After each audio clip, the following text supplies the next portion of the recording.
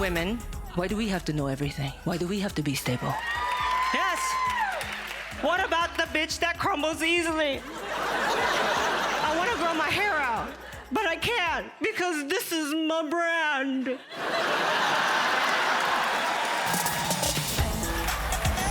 My fans are always out there being like, Atsuko is mother. She is mother. She is mothering. Oh, no. I am father.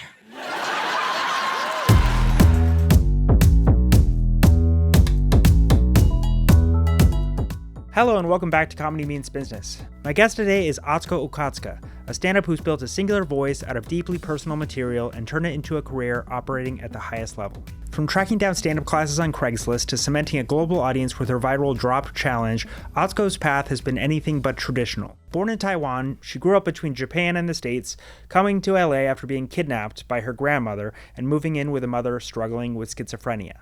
Making a major impression in a short amount of time, the comedian tells parts of this story in Father, her latest stand-up special released on Hulu, which is being submitted for awards consideration this year. Here, Atsuko gets into the origins of her comedic voice and how she's found the universal in the hyper-specifically personal. Atsuko, thank you so much for being here. Thank you for having me. So, it was about a year ago, but you're coming off your sophomore special, Father, I wanted to talk to you about. Just to go to the beginning, do you remember where that whole act began? Like the first bits, or take me back to the beginnings of the special. That's so true. Yeah. So after The Intruder, my HBO special, that came out December 2022. And then right after, I was already going to tour, I think in January. So I had a month. You know, I shot it in October. It was edit, fast, 2 months. And then boom. Not all specials come out that fast. Yeah. But that was a really fast turnaround. And then to the next tour, which means touring with a whole new hour. So that was the fastest I think I had to write. But I remember going to a bar, a local bar in the east side somewhere in LA. And then I was like, I have this thought. I want to try it out, I'll have the audience participate with me and maybe we could figure it out together, that kind of thing. I never liked to write on stage, but I just was like, well, I have this question that I think other people have too. I just said, are you guys here with friends? And they're like, yeah, some people. I was like, oh, that's good. Oh, some of it, a lot of friends. And I just went, how do you make friends?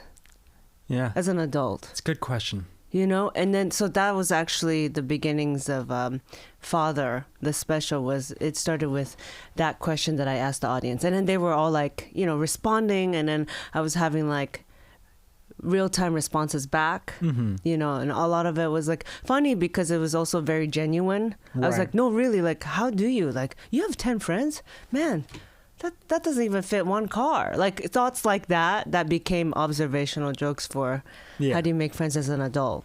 Yeah. You make it look very easy. To me, your act seems deceptively simple, but also super precise. Can you talk more about how you sort of write and refine your material? Yeah. I'm actually trying to figure out that fine line still of not looking too refined, not having it be too rehearsed. I might have, there were moments with Father where I was like, oh, did I super rehearse it? Because I toured it way more than I did The Intruder. Okay. With The Intruder coming out, that's just the nature of things, right? The more things come out, the more you're known, and then the more you tour. So with Father, I toured it internationally for 2 years. So I really got to try out the stuff. The hour changed a few times. One time really by a lot, right before I was going to tape. And so, you're saying how do I find the balance between refining it? Well, just what is you said you don't write on stage. Right? I don't like to. Yeah. I try to write as much at home. And then, so I talk it out loud. Okay. I talk ideas out loud. I don't because I'm still getting used to maybe me talking in English or something, and how my personality, I'm like a sponge. Sometimes I'll start saying a phrase that I heard a lot recently or something, and I'm like, oh, I gotta cut that. Out of my vocab. Why am I saying, what a blessing? There was a moment where I was saying, what a blessing a lot, and so then it was showing up in my stand-up, and so. Yeah, I like to talk out loud first, to make sure it sounds like me, and also, I'm like, oh, is that funny? If it makes me giggle, then I know there's something there. And then so usually I'm talking out loud to the trees on my front deck of the house. Fun. Yeah. And then if I giggle, then I go, okay. And then I keep writing, and then I'll maybe voice record, and then I'll go and type it out. But I'm not I'm not like a super organized person. I found out today type B is a personality. Really? I'm a little more that. Because I said, what's that? Do you know what a type B is? No. So there's type A, right? And we know about it because everyone everyone talks about the type A person, whether it's like a negative connotation or they're proud of it, right? Type A representation is huge. Sure. Huge. I think that's me. You're type A, I think meticulous, organized, that kind of thing, right? Yep. Maybe that's why we know what that is, because type A people, got it out there. Yeah. Have time, and they've spread the message. Also, there's self-awareness with type A people because they're organized and they've created the time for themselves to figure it out. Type B apparently is like more like, they said it's like this is just my makeup artist this morning telling me. She said, they're like an artist, so they're more like, oh, go with the wind, And I definitely used to be more that, and I still have a lot of that in me, but I've had to learn to be more type A. Okay. Because I was like, oh, I'm gonna die if I keep living with going with the wind. How many more times can I wake up, in front of a Carl's Jr., right, in my car, drunk? Oh, wait, what? How did I get here? Last night? I slept in the parking lot a whole night. I was like, so things like that would make you more type A. But, I still don't type things out and put things in Google Docs as much as I would like to. And I think it's because a part of me I like to memorize a show, but I still want to keep it loose and make it feel conversational, With you, one of the things I noticed is the physicality of your act. Is that something you think about very consciously? I don't know, down to gestures, the timing and the physicality of it feels I don't know, precise, but not in a bad way, in a very good way, just very well cultivated as an act. Yeah. So it's very essential for me to use my body to tell stories or tell jokokes, because English again wasn't my first language. It's actually my third. Wow. There's right. Thank you. I like the Duolingo stuff. Yeah. Oh, thank you. Yeah. Duolingo is there's nothing like downloading Duolingo to relearn your first language because you had lost it, from trying to assimilate so hard. I went so hard on English that Japanese just kind of faded into the background. Also, there aren't that many Japanese folks around where I live in LA. I don't bump into that many for it being LA, to be able to practice it too. Yeah. And, I have my theories on that. Well, I kind of talk about it in the special, Japanese people moving to the United States. It's why? So there aren't that many compared to maybe other Asian Americans. Or, anyhow. Right. So English not being my first language, sometimes where there wasn't words, I would use more gestures or eye movements, to be, more very cartoon way of, trying to tell you what I'm saying. Yeah. I watched a lot of cartoons also to learn English, like Scooby-Doo. And I think you could see that in my... Is it true that you watch older iconic like Lucille Ball? Yeah. So maybe there's some of that in there. There's something interesting about that I feel in you, like a contemporary version of that a little bit. Oh, which is kind of Thank cool. you. Yeah, no, I want to be the modern day Lucy. I love Lucy. I mean, I feel very connected to her because her and her husband, kind of, and work together. And, right. And me and my husband work together. He's also an artist, but he kind of like paused things to work for me, And so it's kind of the opposite, where Lucy was like, I want to be in the, entertainment industry. And then Ricky, is already in the entertainment industry kind of thing. Yeah. He's an immigrant. I'm an immigrant. So I'm like Lucy if, Lucy was the breadwinner and the immigrant, but yeah, with her, I didn't need language to understand what was going on. She was so physical and her so expressive, and so I still use that today. Yeah. In a way where you're sort of choreographing it at all, or like how does that come out? When I'm performing, I might practice it a little at home, but I don't really know till I'm on stage when it comes to physicality, I think. Okay, interesting. Because, I'm performing in theaters, and so sometimes people are really far away, and so I want to make sure those people are kind of seeing what I'm doing with my eyes with a certain punchline or something. When I'm workshopping at a club, it's cozier, so people are closer to me, so I might not be as physical. So it takes time to kind of hone what I'll land on for when I do the taping of the special. Yeah. But yeah. You mentioned working with your husband. What is that like to get to work with your best friend? Oh, best friend. You called him my best friend. Or good friend. No, he's my best friend. He is my best friend. He's my sister. He's my sister I never had. He's father mother. I never had. He's mother. So many roles, that partner really takes on, and now co-worker also. It's true. Creative director. He directed my special. Yeah. So it's really cool putting on many hats, for each other, because life is, that's what I found about friendships too, finding friends as an adult and all that.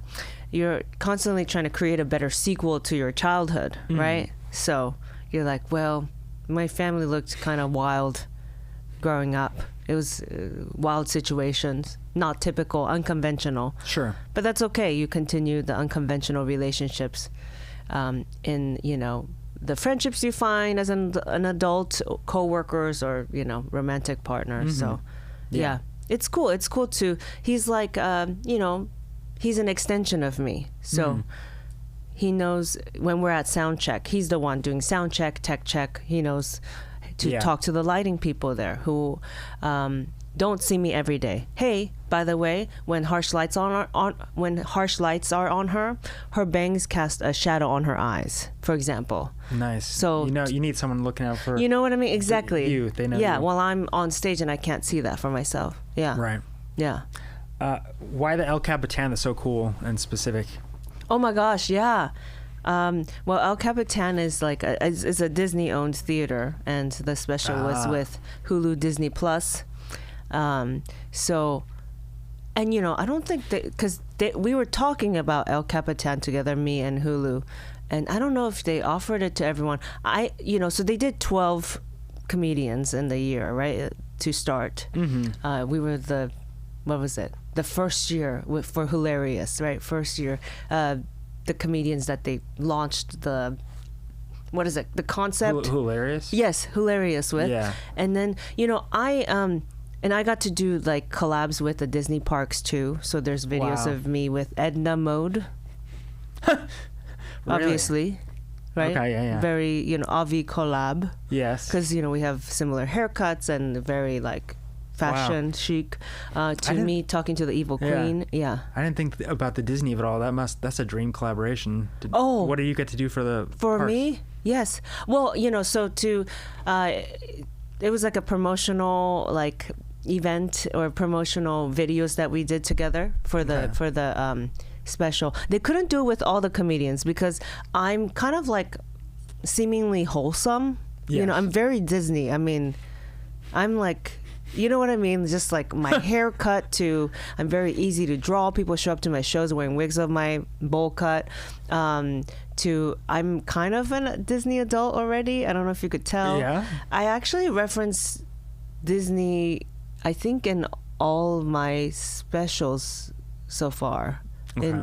Did I in Father? I'm trying to remember. I don't think so. Okay, maybe not in Father. But in this new hour that I'm touring, there's Disney references. In The Intruder, there's Disney references. I do a whole act out on Snow White. I talk about how, my mom has schizophrenia, and I don't think it helps that it has such a scary sounding name. I want to normalize mental illnesses. Mm-hmm. I wish it had a more approachable name, like Splash Mountain. What if all mental illnesses were named after rides at Disneyland? Then we would normalize it, right? And nice. So that's like a joke I have. And so it was just perfect that, I was doing a special with Hulu Disney, and then, I was able to do stuff at the parks. But also, wait, I'm trying to go back to, you were talking about, how do we get there? Oh, Capitan. Yeah. And as a kid, I grew up in LA after moving here from Japan. We would, go walk up and down Hollywood and Highland. Kind of as tourists, we were like, because, we were undocumented. I still never felt like, I really, really like, this is my home yet. Mm-hmm. And so we would see the El Capitan Theater, and me and my grandma, and be like, God, it's so gorgeous, it's so pretty, but we could never afford to watch movies there. And so I had actually never been there until I filmed in there too. Wow. So it was really cool, like a full circle moment where I also got to, then my fans got to also come inside and experience it and with me. So it was a cool full circle moment. Yeah. Is there more to say about the experience as a performer of stepping into these grand spaces? Like you get to maybe play a run of shows at some amazing theater. Yeah. Like, it just seems like so dreamy and cool to just be backstage in the wings of this like an iconic venue, For like sure. Yeah. It's like at the Moore Theater in Seattle, 1,800 seats. It's got 3 big balconies, or like, it's like three-tier cake, 3-layer cake. And that's where like, for, depending on who I'm with. So like Ryan, my husband, is like, yeah, this is where they shot, Eddie Vedder, like one of his music videos. What's his band called? It's like I'm not the Pearl demo. Jam? Pearl Jam, yeah. I guess a Pearl Jam music video shot there, where he's like climbing on the ceiling or something. Do you know what I'm talking about? Mm-hmm. That's the Moore Theater. To, the Chicago Theater, very historic also, 3,500 seats. And it's just really cool. And then, and then also learning like, there's some dark histories too. And then, you get to modernize that or, maybe change that, the highest level of the Moore Theater actually is super, super high because it was from segregation days, Wow. And that's where Black people had to go watch the show from. And you could really tell when you're going up. But, it's stuff like that, not to go dark, but you're really a part of history when you walk into these places. Yeah. Oh, I'm curious, like, how you think about the line you walk with your material, because there is an inherent, darkness or personal challenge to some of it. There is some, like, an inherently political aspect to some of it, but you handle everything in a very, like, light way. Like, what informs the kind of balance you strike with these things? Yeah, I think that, knowing humans and how resilient they are, they really can take joke about situations that are real, and trusting that. Yeah, and also for me, silliness is so number one, so important for me to process things, to entertain people. And so yeah, even when I'm writing about a topic or a story that might be on paper tragic, right? I'm always looking for the weird. I'm like, okay, what's the absurd in this? Mm-hmm. It is absurd I was kidnapped by my grandma, right? Very. It's hard to fathom. Huh? It's hard to even fathom that. Yeah, so then you focus on the absurd, because it's like, okay, well, we're also best friends. Yeah. You know what I mean? So instead of just staying on the dark, like, she kidnapped me from my father, it's like, she also did it for free, and she's my best friend, and like it was more of a burden, you know what I mean, for her, because then it's like an extra mouth to feed, you know, all these things. Yeah, sounds like a TV show. You should pitch this relationship with your grandmother. That's just like a fascinating story. Were there lessons from your first special that you brought that directly informed this one? I wonder. I think so. I mean, some are kind of boring stuff, like health stuff, you know, like just taking care of your body before taping it. I had a cold during my first special taping. Wow. So, you know, trying to avoid something like that. That sounds difficult to navigate. I think it didn't even hit me. I was in denial until, you know, I shot it twice. I had 2 shows and I shot it twice. It was during the second show. Probably so much adrenaline anyway that you... And then adrenaline started to wear out. Yeah. And then my body was like, bitch, you just aged 4 years tonight. Yeah. Yeah. I think I was like trying to get a joke out, and then I got it out, but then I remember like kind of feeling like I blacked out a little, and my body was like, suddenly I felt pain all over. Oh no. And I was like, oh God, I'm sick. And then I realized in my head, I have 30 more minutes to go, and there's cameras on me, and this is for HBO, and there's an audience. Yeah. So I was like, whatever it takes to try to avoid that at the El Capitan. Yeah. Yeah. Is there anything you would advise for like a comic approaching their first special taping that they might not think of? Oh yeah. Well, it's interesting because when I asked other comedians this too, they were like, you know, try to keep the mic in the same hand, like for continuity and stuff like that. There's technical advice like that, but for me, gosh, ultimately, it's to have fun. Yeah, and I forget that sometimes before I perform, but that's something Ryan, my husband, always tells me, if he remembers too, because he's running around sometimes filming the shows, you know, sometimes like, you know, getting our guests in and, you know, making sure my clothes are steamed. So he might sometimes forget too. But the main thing we try to remember to tell each other is, hey, remember, have fun. Yeah. Have fun. Yeah. And I go, yeah, I'm going to have fun. Yeah. And then I go out. Yeah. Because, you know, instead of being like, okay, I changed that one line tonight. Okay, I won't fuck that up. Do not fuck it up. Say it just like you rehearsed it. Because if you know, the intonation is wrong, then the punchline doesn't land. Remember. And then you're supposed to angle your body this way. Sometimes it is that precise.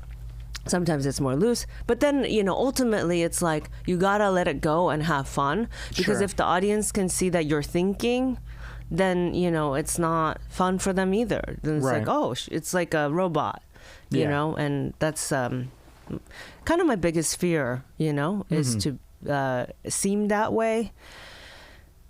It's supposed to be a relationship with the audience, so, and a conversation. Yeah, so I would say to remember to have fun. Like, you have to be laughing, and you have to be so stoked to be telling your jokes. That's number one before taping.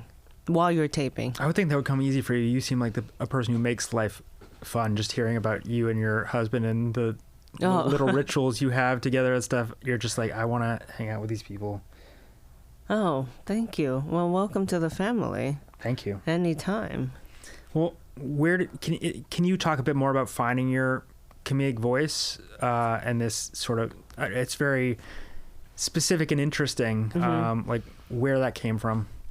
Yeah, finding my comedic voice. It took so long, you know. There was a lot of, like, again, I'm a sponge, and I tried, you know, I'm a people pleaser. I want other people to feel good and seen. And so sometimes if I wasn't with a person that was well-meaning, you know, like I was in like a relationship before my husband for 7 years. And that was, you know, kind of toxic, and he was like way older than me. I was like 19 when I met him, and you know, he was like my teacher, you know, at a college, you know what I mean? So it was just like, there was like, I think, and then me being a people pleaser, wanting him to feel happy and stuff, you know, closing off of my own friends, you know, that kind of stuff, very controlling. It could be, you could get taken advantage of, right? When you have a personality like mine. Sure. And so, you have to be careful. And when I did that, inherently, what happened was I did start doing stand-up during that relationship, but, I was trying to make sure he was happy. And so I would drop a stand-up comedy show to be with him, or, I applied to art school because that's what he did. And, and I double majored, so I had no time to do stand-up. And so it took a long time for me to figure out because I was trying to make him laugh. So, if he liked more of a deadpan, personality, I would go that way. It was truly and, I grew up with a mom with schizophrenia and my grandma who's, 50 years older than me. And they listened to no music, no comedy. There's nothing in the house. And we were in a garage. And so, and I didn't have siblings, to show me, hey, this is what's cool to listen to right now, or have you heard stand-up comedy? So I felt like I really, when I say I'm a late bloomer, it really took me a second because of these things.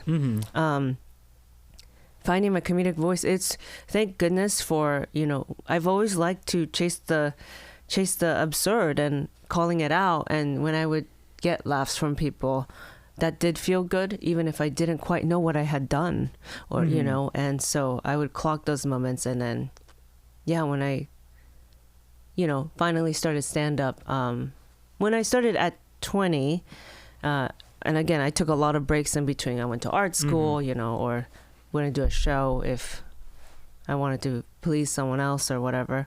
I knew that it's where I got to be me the most, I think. Yeah. Even if I was trying to figure out what that was. I was trying to sound like Tig Notaro at first too, a little bit, Okay. Or, just influences. They say it takes 10 years to find your comedic voice. Yeah, I've been doing it. I started, 17 years ago. And I feel like I just found it maybe 5 years ago, for real. Wow. 6 years ago. Where does this high fashion thing come from? It's so cool. I wish I could dress like that. Is that something that goes back to when you were young, or is that more recent? It's more recent too. It's about the time I started finding my comedy voice. In 2018, I kind of landed on this haircut, and then it came with it. It's just embracing who I am, what I'm drawn to, the weirdo that I am, and that it's okay, and other weirdos will find you. It just came at the same time, as my stand-up voice. Yeah. I wanted to talk to you about some of the things you talk about in your special, living in LA as an undocumented person. Can you talk about that experience and what that meant for you?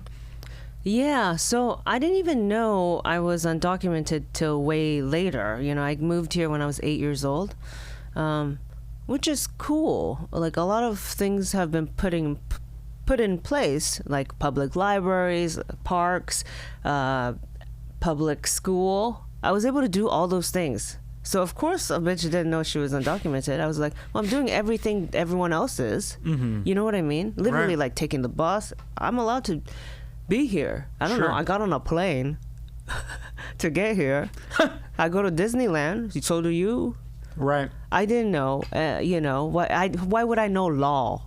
Right. Paperwork. Especially at a time when it's it's hard. Well, I don't know what it was like when you were kind of growing up, but it's such a high alert state for undocumented people right now, just because of the intense political climate. But yeah. But it was, you didn't really understand at the time, or it was hard to.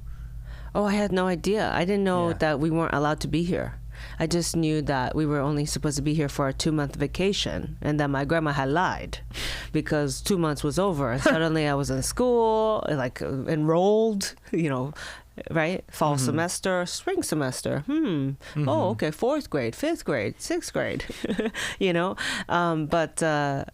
and then learning this language, so, which is cool, because a lot of the things my thesis, I've realized in a lot of my jokes is, gosh, isn't this whole thing so silly and made up? We might as well laugh about it. making friends as an adult is hard, and like being undocumented is silly. What does that mean? Like, you know, like I'm undocumented from Tokyo. Yeah. From Tokyo. I'm from the future. You know what I mean? There's no papers on the future. That's why I make that joke, because it's like technically having no papers is very futuristic. I'm kind of ahead of time. That's very you know true. That whole idea that like borders are silly and, you know, rules are silly. Who made them? You know, and so it's like, don't be hard on yourself about it. That's why I'm like, I love being kind of a cheerleader to people, because, and I was a cheerleader, right? Yes. In the high school. But the whole point is like, this whole adult thing is like, we were not prepped for it. So we might as well laugh while doing it. Yeah. Were there complicated feelings around the whole kidnapping of it all, or not really? Because you just are very tight with your grandmother and... Well, I didn't realize that technically it was a kidnapping until like a year and a half ago, when I talked to Ira Glass from This American Life, and respect, love Ira. He's a friend and, you know, incredible journalist.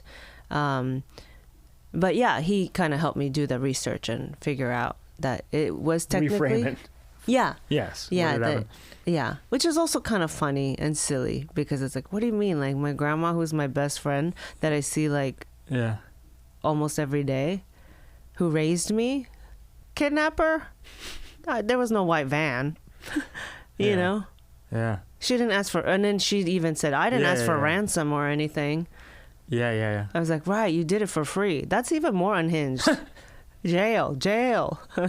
How does your family engage with what you do professionally? Oh yeah, that's kind of like the heartbreaking part. Like they want to, but you know, that happens to immigrants a lot, where, you know, the youngest person that immigrated here, because I came here with my mom and grandma, right? So at 8, it's like they were there to protect me. They were there to, you know, even if it's not an ideal situation, at least we had a roof over our heads, and, you know, there was food, and they figured out public school for me. So there was, you know what I mean? They figured out the buses for me. Like I wasn't the one reading bus timetables. My grandma was, you know? Yeah. And then I got to make friends, and I got to learn English, and I got to, you know what I mean? I got to do cheerleading, you know? I got to laugh and stuff while they kind of got left behind, right? That happens a lot in immigrant families. The older ones that came, you know, the ones that had the dream for their kids, right? Like, you know, my grandma's English kind of stayed the same. My mom's too. My mom doesn't really have any friends. They didn't work, you know, all that, like, or they couldn't work, you know. My mom has schizophrenia and also seizures, so she can't drive. And, you know, so I was the first one out of the 3 of them to, once I got my green card, you know, get a driver's license. And, you know, it's that whole classic, like, I get to live out my dreams. I get to do stand-up comedy.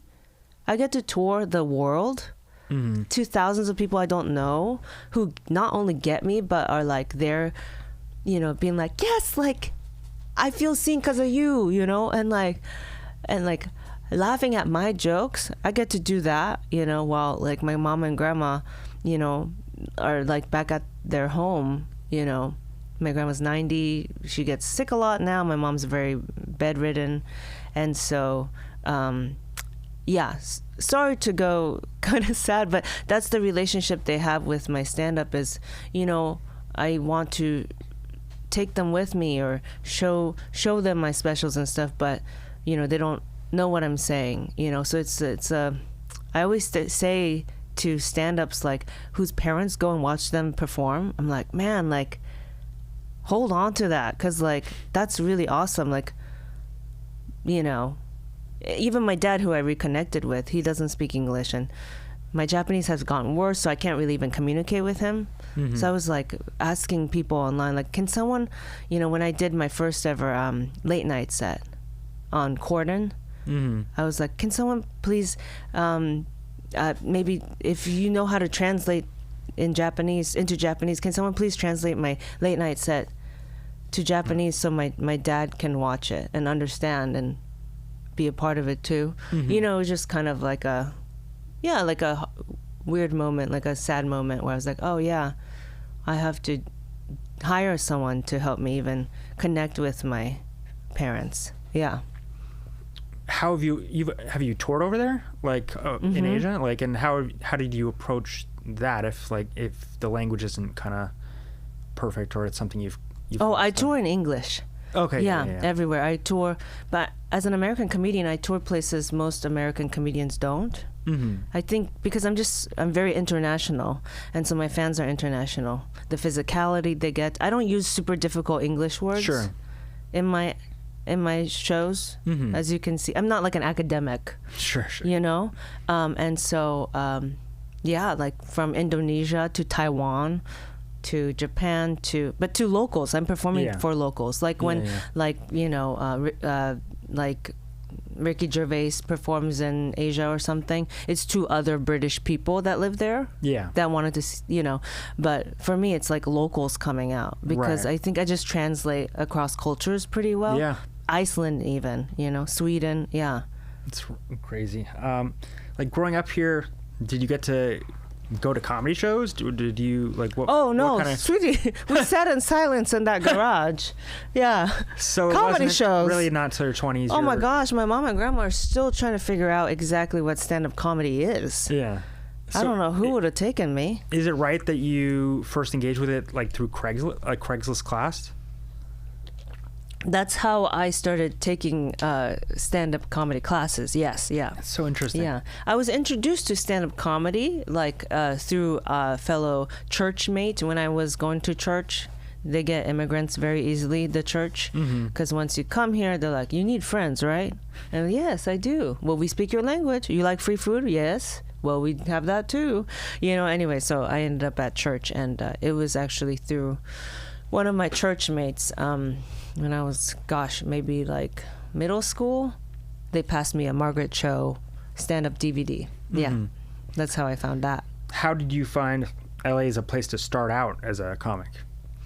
LA is all I knew, and so it felt fine. And, you know, honestly, taking a stand-up class really helped me.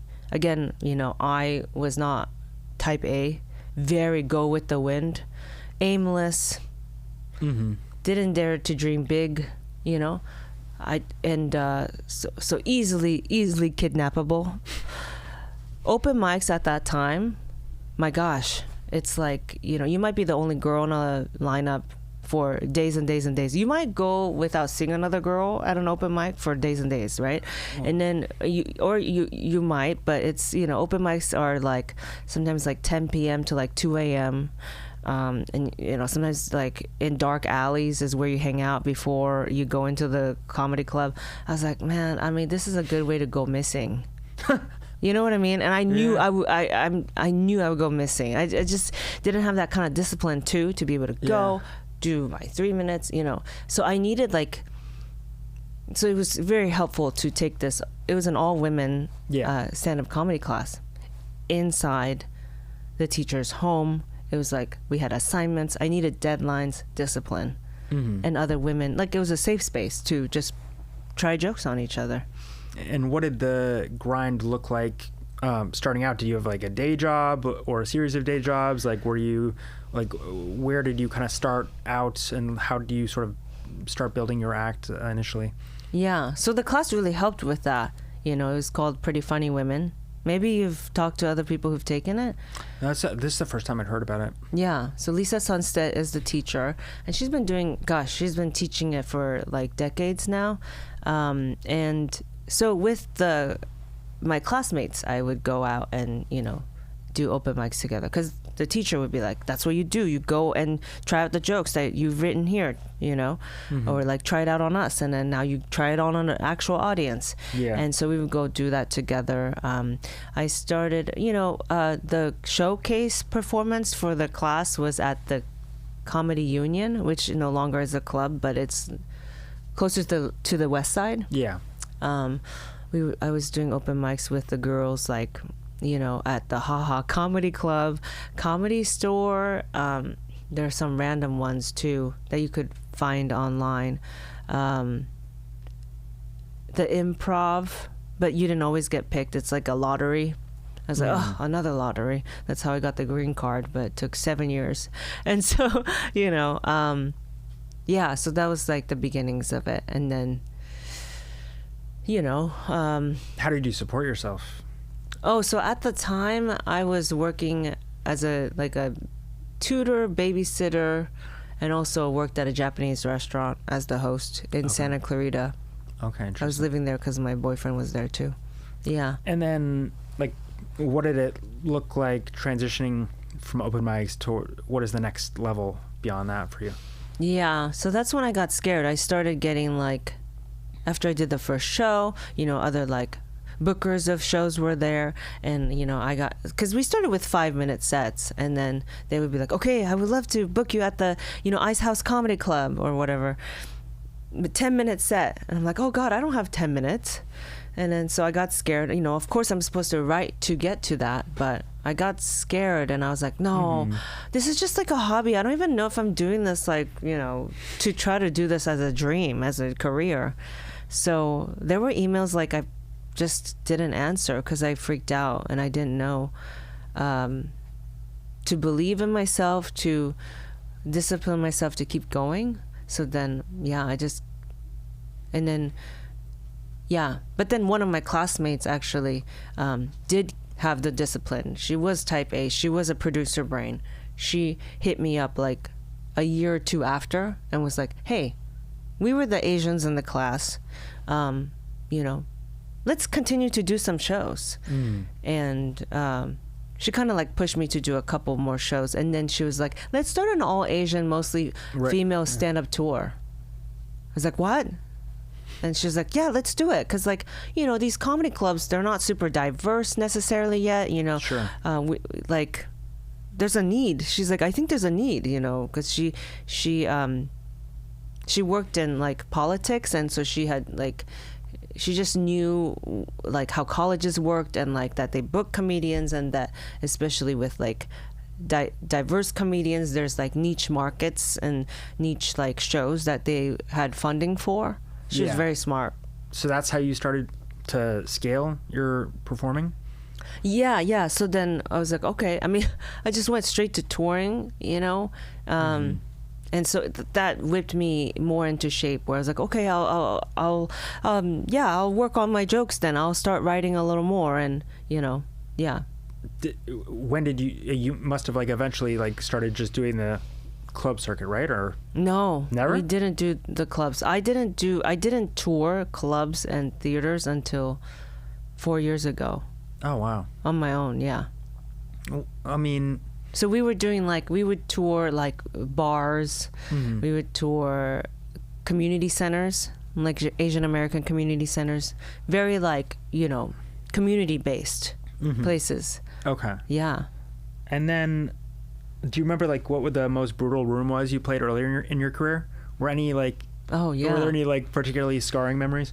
Oh gosh. Well, then, you know, after I started doing that, I was like, well, maybe like I can do comedy festivals too. You know, there were comedy festivals you could like apply to and perform at. But I did not have the material. I ultimately, you know, there was a lot of vibes I was going off of, or, you know, sometimes when you perform for community, like your own community, they're thirsty for representation, and so maybe it wasn't necessarily the jokes, they were just stoked to be seen, like Asian Americans, you know, and they weren't the butt of the jokes, you know, and we were talking about experiences that they could relate to.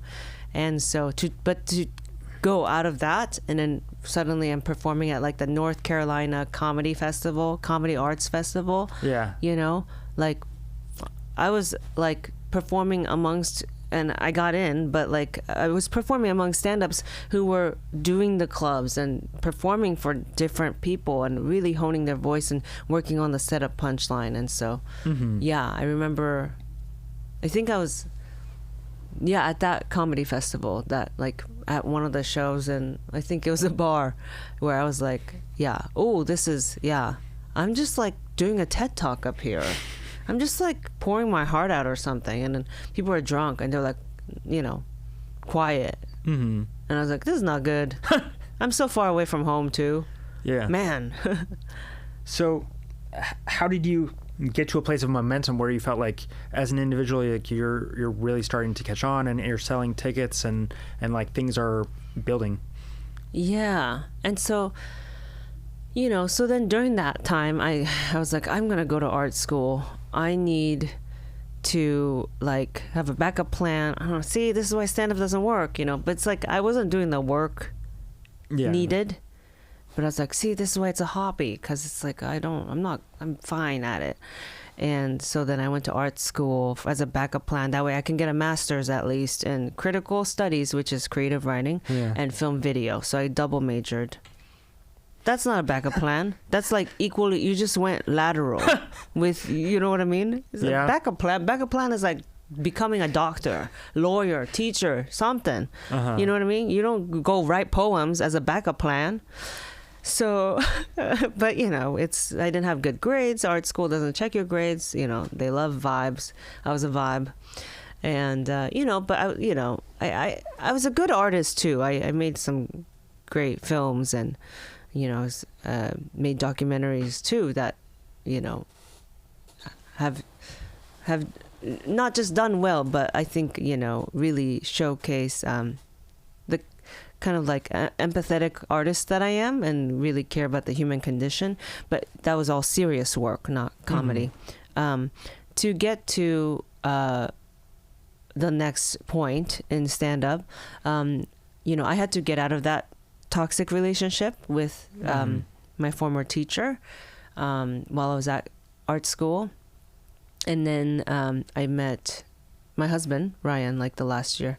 And he was also an artist. And he saw me perform. He saw me do stand-up in the one of very few shows I was doing at the time. And he's like, hey, you're really good. Like, you should do this more. Like, you should, you know, like our relationship had gotten more serious. And he was like, I'll work more hours. Like, you know, because at the time I was walking dogs, teaching dance fitness, and also teaching cinema at a community college. So 3 jobs, which also led me to not being able to do stand-up as much. So he was like, you seem so happy when you do stand-up, and you're really good. Like, I'll take on more shifts, like waiting tables. That's really nice. You know? Yeah, if you could take on more stand-up shows. And so it's around that time that I really got to start honing it. And I was like, okay, I'm not going to BS anymore. Like, gosh, I just spent 3 years in art school not doing stand-up shows, really, you know? And so that's when it kind of started, like 2016. I started actually, I think, the discipline of stand-up I should have been doing the whole time. And then when pandemic hit, you know, I had these opportunities that were about to happen that went away. I was on like a separate Netflix stand-up competition show. That was actually the first one they were trying to do. Wow. I don't know if you've heard about it. No, an early one. 2020, yeah. They were trying to do kind of like a Funny AF. Okay, interesting. Yeah, and that just went away. We shot 2 episodes, yeah. I passed, and I moved on. It was 30 comedians, and it turned into 13. I was the top 13. And then that went away. I had a Quibi show. That was Quibi time. That also went away because pandemic hit, but we were about to shoot the pilot. Yeah. How did that stuff start to happen though? Like where are they seeing you? Where are people seeing you? And did you start getting some kind of industry support as well, or in a certain? I think, yeah, like around like, so, you know, I was like, okay, I'm going to start doing stand-up more. Thank you, Ryan, taking on more shifts at the restaurants, you know? And so I was like, I'm not going to BS, right? Like someone here is like supporting me, you know? And so like I started doing shows, you know, UCB, I was at, and then Dynasty Typewriter opened up around like 2017 or something, you know, and so I started doing a lot of shows there. And then I started Meltdown, I was doing shows there too. And then I was like, I'm gonna produce my own show. I think that's what you're supposed to do, but I don't know if they're ready to see me just do stand-up. I didn't trust myself, so I came up with a game show concept where I would do stand-up, but there was also contestants, and then we would play games, like a fucked up modern Japanese game show, you know.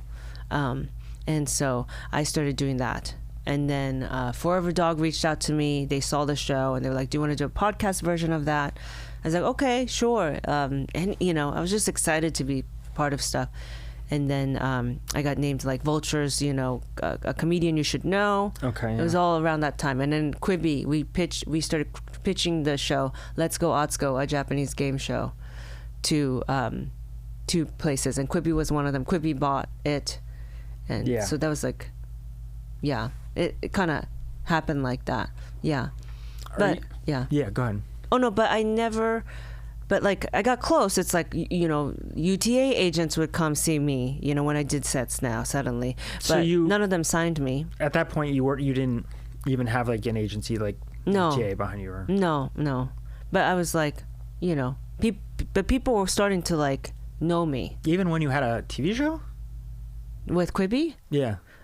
That's when they hit me up. But that was like 2020. Okay. The pandemic had hit, and then also the Netflix is a joke. The Netflix competition show. I was chosen to be one of the contestants. So then I had a manager, but he was more like representing actors. He didn't have any stand-ups, so he didn't really know how to work with me, like deal with it.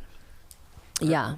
So it wasn't until I got those things in, and of course they hit me up during a shutdown. Yeah. The digital space is such a big part of the business for comedians promoting your work. I would imagine at this point you have people helping you with that, but like, were you early on like a very online person? Did you have to figure out how to promote your own work in that kind of sense and go through that challenge? Yeah, I always liked being online. I'm always a curious person, and So I was always taking risks on social media, from dancing to, trying different trends to making sketches even. I never said no to, trying to connect with as many people as possible.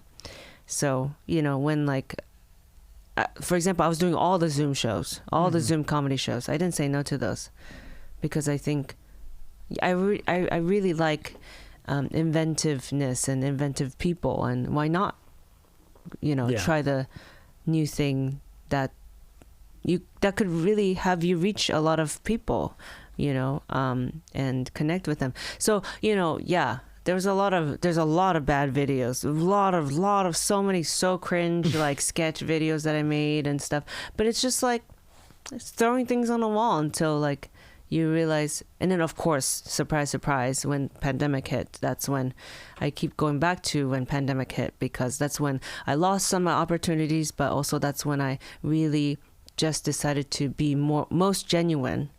That was the year I decided to finally start writing jokes about my mom, for example. I never did because I didn't know how to make a mom with schizophrenia funny. Right.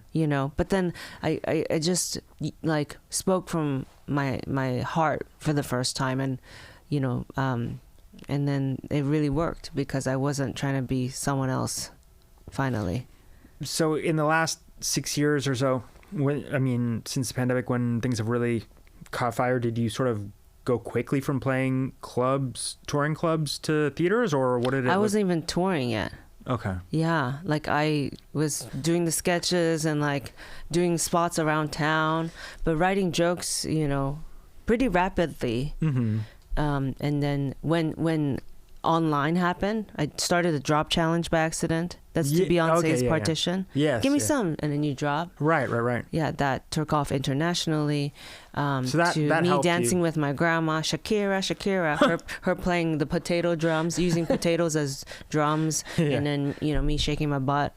To then the endless Zoom shows, and then it's like I knew, I was like, it took a long time to find my comedy voice, but I found it, and there's an audience, and they started begging me to tour, and that's when I thought I would start trying.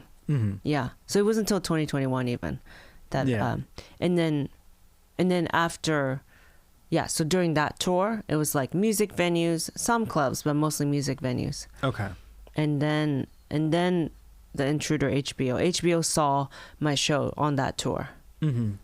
And then they bought it. Right. And then it's after HBO that I toured clubs and theaters. Okay, got it. And now is it It's fully theaters?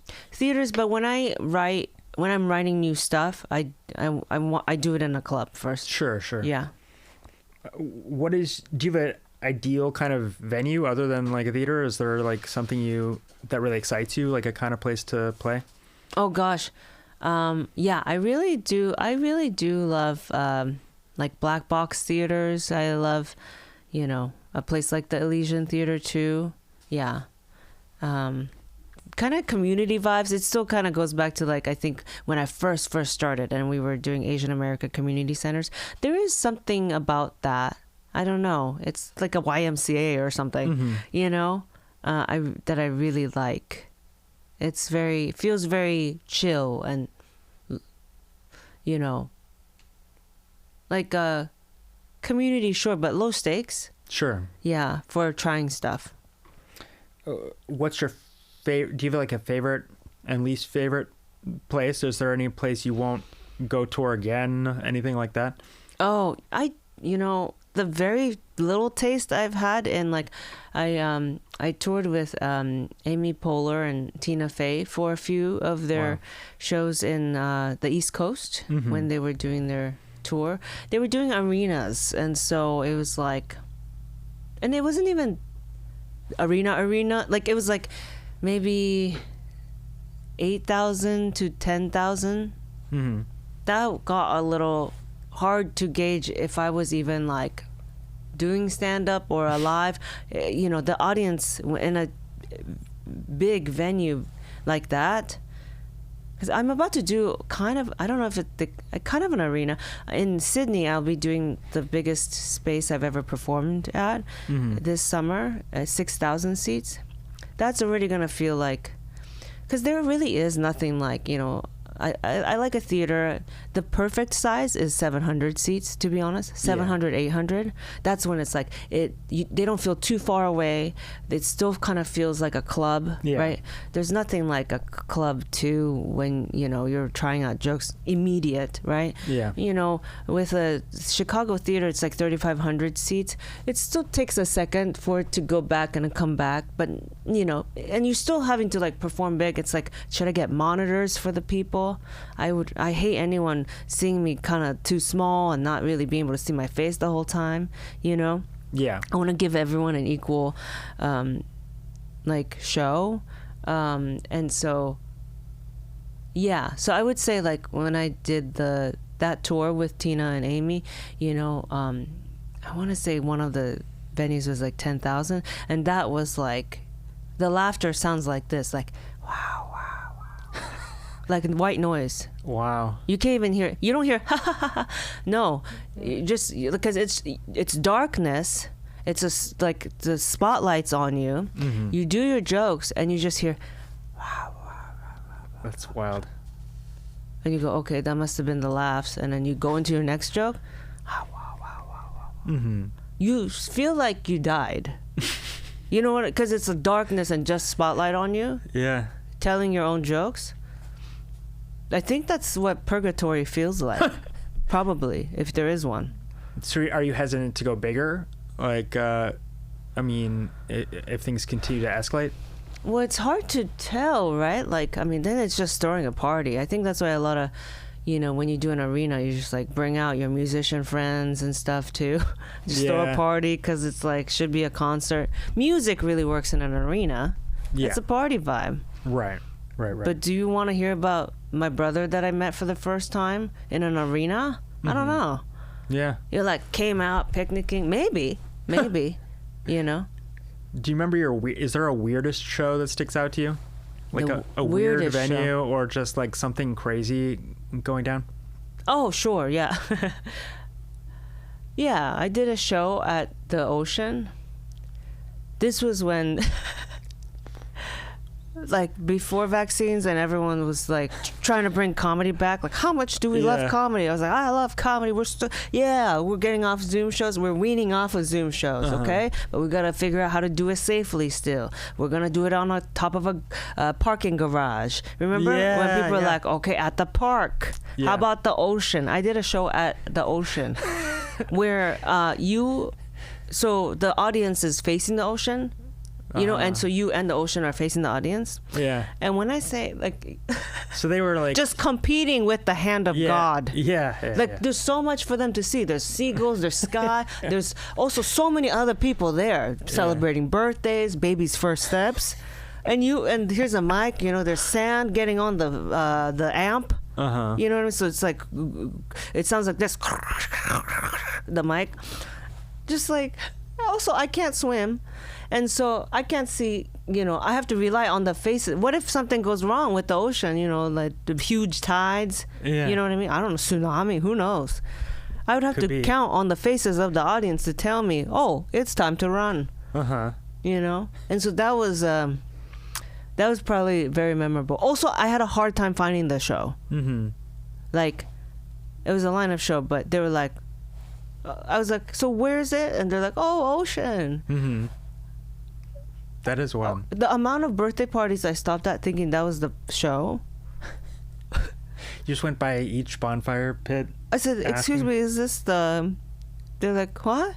Yeah, Brenda's birthday. Oh, no, I'm looking for a comedy show. Have you seen anyone with a mic? Multiple mics, multiple amps on that beach. People are stoked to be out. You know, it's COVID. So yeah, that was interesting. Oh, you mentioned festivals earlier. By the time this airs, Netflix is a joke will have just wrapped. Where are you performing there? I'm at the Orpheum. Yeah. Orpheum. What are your thoughts on festivals now, and how do you kind of are you even think? I mean, I know you have a bunch of San Diego shows before that, but do you really think about it ahead of time, and like, are you excited? I love like summer camp vibes. Because you know, I watched it in movies, and I think I went to one even as a kid. I went to 2 Jesus camps. That's a different story. But yeah, I love camaraderie. I love, you know, my comedy friends I don't always get to see because they travel in. And this year it's only 1 week long. Usually it's 2 weeks. Netflix's Joke Fest, so it's really packing in like all of us in 1 week. It'll be like Olympics light. It'll be like this is the true test of can LA handle it? Yeah. I mean, right? It's crazy. Hundreds of shows, 1 week. Yeah. Sweetie, the traffic, no parking anywhere. Yeah. If we could survive this LA, we could maybe do Olympics. This is going to be like the test. That's a good point. Right? Or leave now while you have the chance. Go to Idlewild or something. Go to, you know, but oh wait, this will come out after the festival happened, but it's too late to prepare for it. Yeah, you can just clip out that part as like the before, like a preview. But yeah, to prepare for, I'm just doing like my actual show that I've been touring. Right. But I am excited to see everyone else. You know, and sometimes we get to hop on each other's shows too, so I'll be... Okay. Yeah, I'm hopping on Mike Birbiglia's show because he's in town. He lives in New York, and then there's like a brunch that happens at Ted's house. Yeah, stuff like that. Yeah. Yeah. What do you think is the smartest or worst business decision you've made in stand-up or anything you've been doing in show business? Getting a bowl cut. Best. Both. Best Keeping and it. worse. Yeah, I gotta keep it. Because now it's a commitment. Yeah. Okay. But also, you know, yeah, sometimes things that are iconic are also, you know, a burden. Sure. You gotta figure. Plan your next act. It's like your strength and weakness. How have your goals evolved now from when you were just starting out as a stand-up? What are my goals now? Like, how has it changed? Oh, yeah. What you're focused on and what is exciting to you and top of mind? Right. Gosh, you know, yeah. I try to keep it small because it's scary to, you know, want things. That's why I never wanted anything or I didn't dare to dream big as a kid. When I, you know, didn't have the right papers to even work here. I didn't think I could work here or go to college or get a driver's license. So when it happened, when stand-up happened, it was exciting. I think it's most exciting when things, you've been working hard at it and you do want it. And so when you get little hints of like wins, it is exciting. But then when you've gotten to a point where there are now a couple of specials on different platforms and you are doing international tours and people do come out, and then it's like level up, bigger. That's a little like, that's even more daunting, right? Because there is like, that pressure.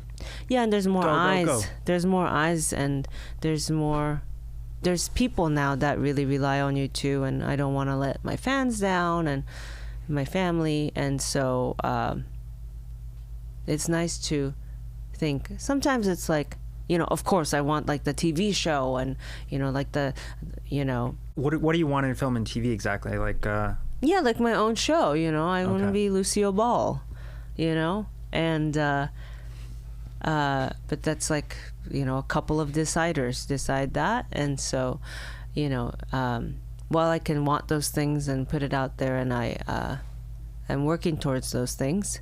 Mm-hmm. I'm super just happy to be able to do my art, and whether it's acting or stand-up or writing, and and have it be seen and loved. Yeah. How was the outcome experience getting to work with Jonah Hill and Keanu Reeves and everybody? That's a wild set of people to be among. Oh, it's such a fun, wild set of people. Yeah, it's like we're like poor man's Avengers or something. Me, Roy Wood Jr., Laverne Cox, Jonah, Keanu. Yeah, it's like an unhinged, wild group. Fun. But very funny, very fun people. Yeah. Jonah's very like comedy forward, and so he really let, especially the comedians, play. Yeah.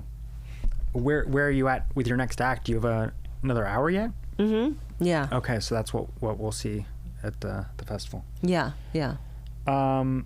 And so what does your tour look like coming up? Like, are you touring the whole year into 27, or like, what does it look like? So I'm touring for, I'm touring more U.S. dates, and then I think my Asia tour will be this fall, and then Europe tour in February, and then so I will tape my next special in the fall, and then it'll come out like March next year. Mm-hmm. Yeah.